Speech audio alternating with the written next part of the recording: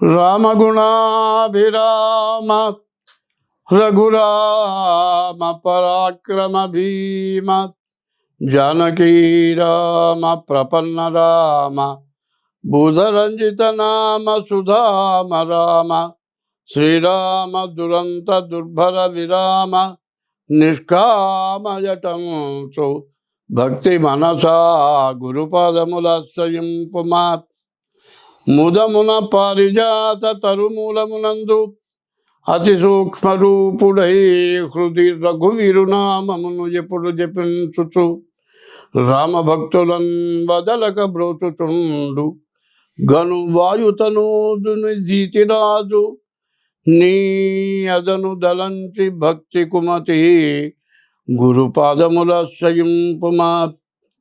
శ్రీ గురుభ్యో నమః. శ్రీ మహాగణాధిపతయే నమః. శ్రీ మహాసరస్వత్యై నమః. అస్మద్గురుభ్యో నమః. అస్మద్గురుః విద్యానందనాథ గురు చరణారవిందాభ్యాం నమో నమః. 2026వ సంవత్సరం 5వ నెల మే నెల 1వ రాశి మేషరాశి. ఈ మేషరాశి ఫలితాలు ఎట్లా ఉన్నాయో చూద్దాం. ఈ మేషరాశికి ప్రతి వాళ్ళు కూడా ఏం చేస్తున్నారంటే, ఏదో వాళ్ళ పేరుని బట్టి నా రాశి ఇది, ఈ రాశి ఫలితం చెప్పండి అని అడుగుతున్నారు. కానీ రాశి ఎట్లా వస్తుందో వాళ్ళకి తెలియటల్లా.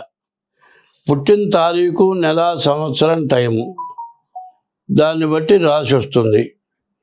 కానీ అది చూసుకోకుండా మా రాశి ఇది అని అడుగుతున్నారు.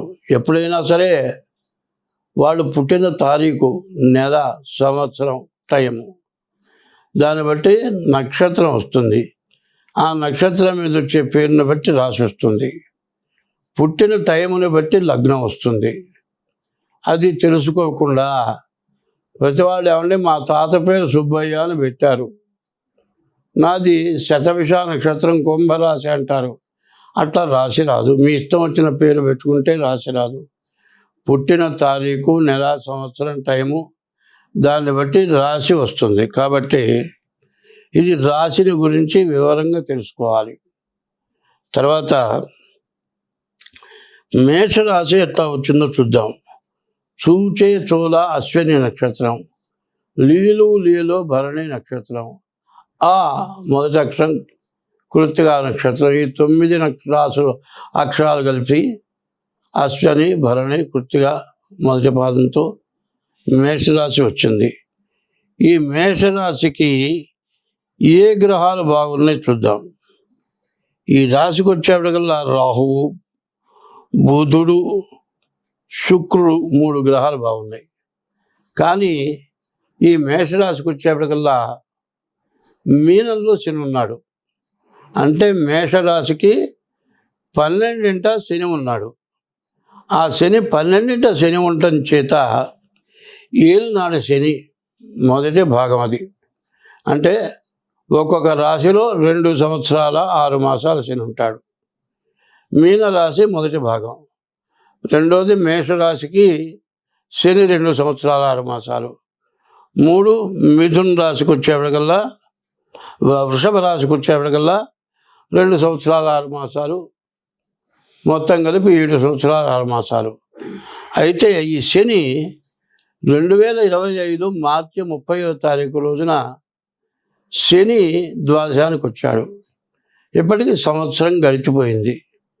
ఇంకా 6 సంవత్సరాల 6 మాసాలు ఈ రాశి వాళ్ళకి శని పూర్తిగా బాగాలేడు.